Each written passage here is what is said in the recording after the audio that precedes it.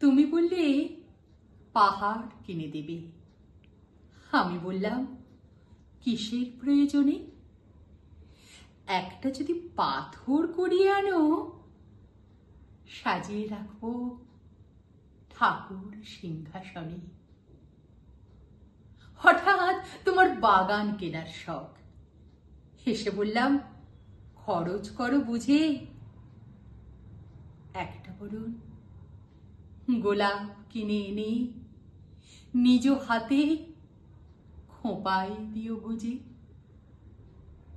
সেদিন বললে বিদেশ নিয়ে যাব।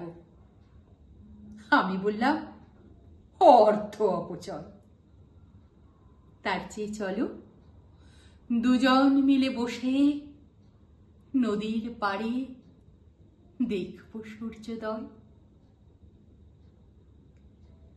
জীবন হলো ছোট্ট ডিঙ্গির মতো, কি হবে তার মস্ত বড় পাল।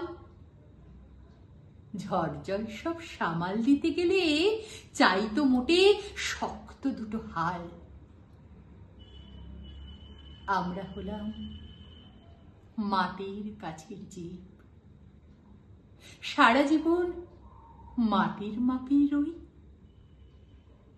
চাওয়া পাওয়া ছোট্ট হবে যত, জীবন ততই হবে মানানসই।